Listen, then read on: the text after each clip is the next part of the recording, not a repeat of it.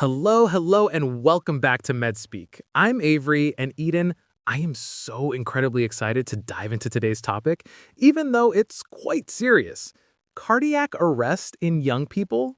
Seriously, I always thought that was, an older person thing. Why are we talking about it today for teenagers and young adults? That's a very common and understandable thought, Avery, and it's precisely why this discussion is crucial. While less common than in older adults, cardiac arrest can tragically occur in young individuals. It's important to differentiate it from a heart attack, which is typically a blocked artery.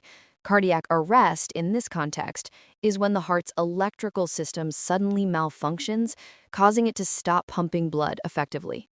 Oh, so it's not like a plumbing problem, but an electrical grid failure in the heart. Wow, that's a really clear way to put it. But what causes that electrical failure in someone who, on the surface, seems perfectly healthy and active?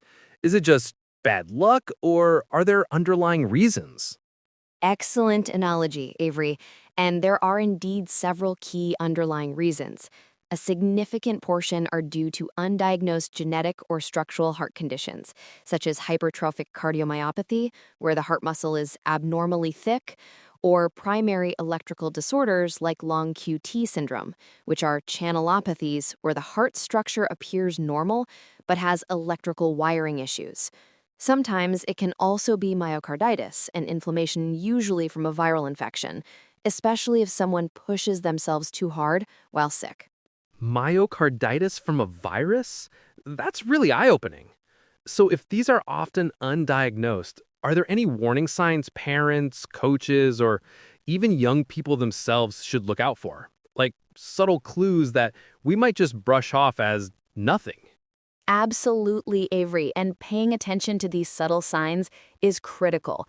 Warning signs can include unexplained fainting, particularly during exercise or excitement, recurrent palpitations, or chest pain during physical activity. A family history of sudden cardiac death is also a significant red flag. Dizziness or unusual fatigue following a viral illness should never be ignored. Unexplained fainting during exercise. That's so specific and so important.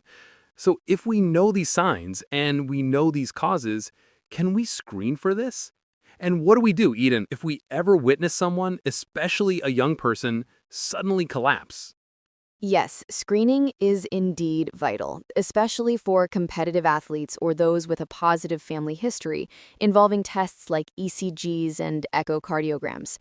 And if you witness a collapse, the steps are clear and life-saving. Immediately check responsiveness, call emergency services, and start CPR without delay. Push hard and fast in the center of the chest. If an AED is available, use it immediately. Rapid action in those first few minutes is the single biggest factor in improving survival rates.